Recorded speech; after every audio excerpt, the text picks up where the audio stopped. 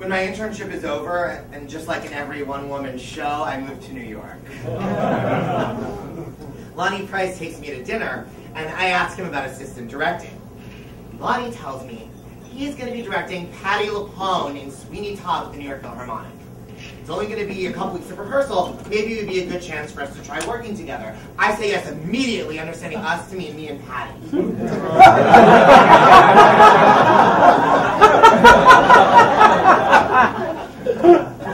The week before rehearsal starts, I meet Lonnie and the stage manager, Heather, at Lonnie's apartment to prep.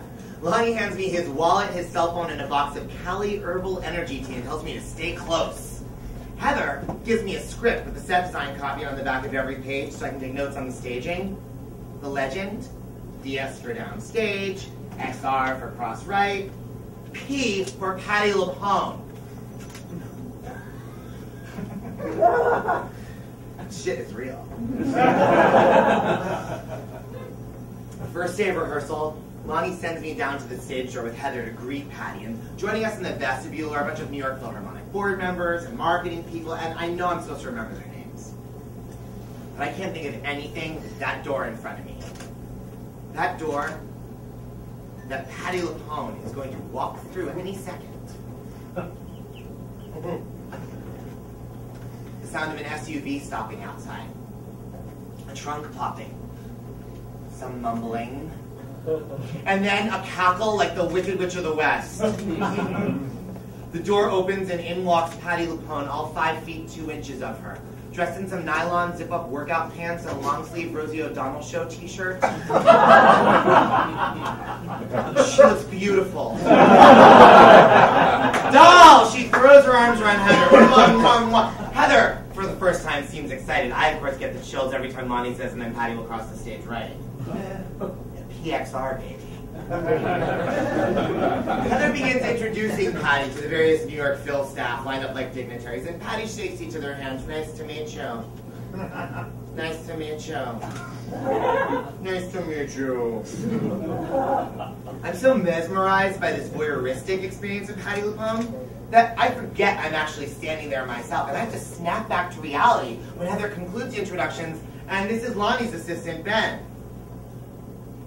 Patti turns her attention towards me, instantly sizes me up, and reaches out her hand.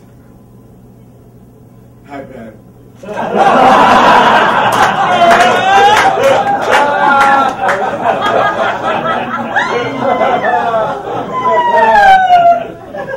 Upstairs in the rehearsal room, I can't stop staring as Patti kisses everyone below.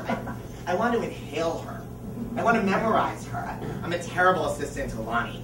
He'll ask me to write down something Pirelli just did, and I won't even hear him because I'm watching Patti on the other side of the room checking her voicemail. She is everything I dreamed she would be. Except faster, funnier, and with bigger balls. In the middle of running through a scene, you can be a bobber again. She suddenly screams, Bill! Bill! There's no Bill in Sweeney. Now everyone is staring. She runs to the window, pounding on the glass. Bill! Bill! I think finally it's Audra McDonald who realizes that Patti is addressing some guy she knows walking across 65th Street 6 stories down.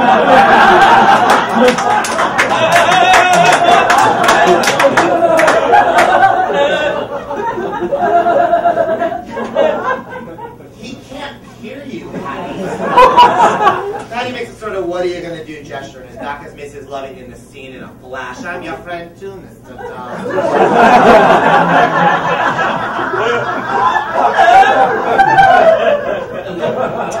Lonnie called me from across the room, and he's with Patti, so I'm already paying attention, and that's decided in a heartbeat. Then, Patti's concerned about getting off book. Would you mind running lines with her after rehearsal some night?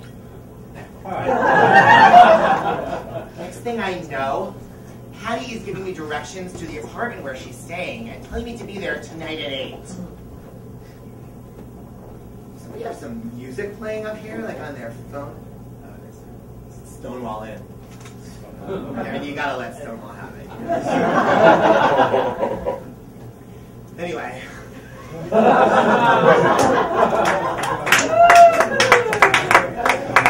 Yeah. So Patti's going to be there tonight at 8. But you don't need to worry because tonight at 8 is perfect. It gives me enough time to run home and change the pants in which I just shat. The laugh would be much bigger if I hadn't interrupted us. That fucking kills every night. Anyway. Yes. I am going to be alone with Patti LuPone. Just her and me. Oh.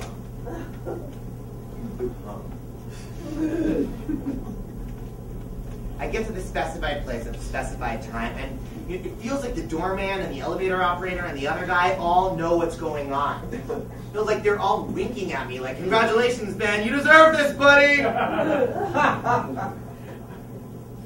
I ring the bell. Patti LuPone comes to the door in a black lace bra, blouse unbuttoned over it, pants hanging open at the waist. "Hi, doll," she kisses my cheek. "I was just going to the bathroom. Make yourself comfortable."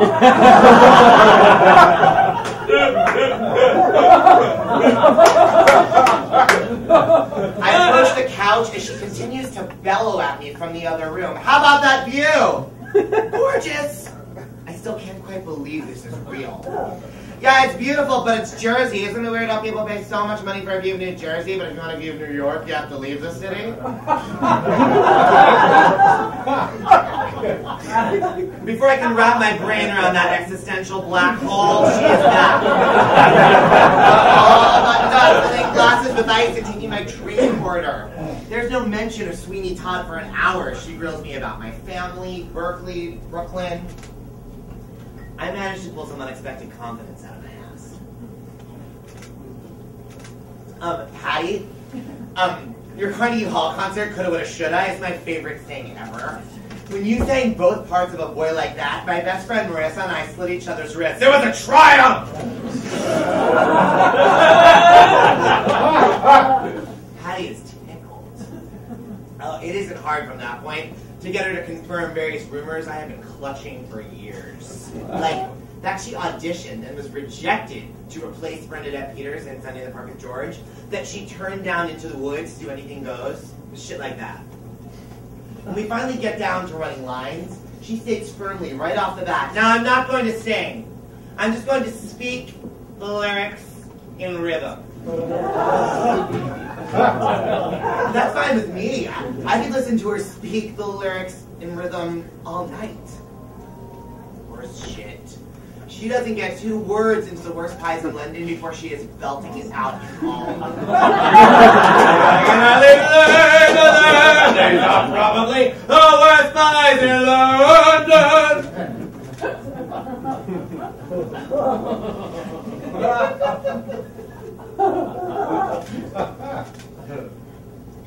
I am sitting next to Patti LuPone on a small love seat on the Upper West Side while she sings the entire role of Mrs. Lovett to me. Twice!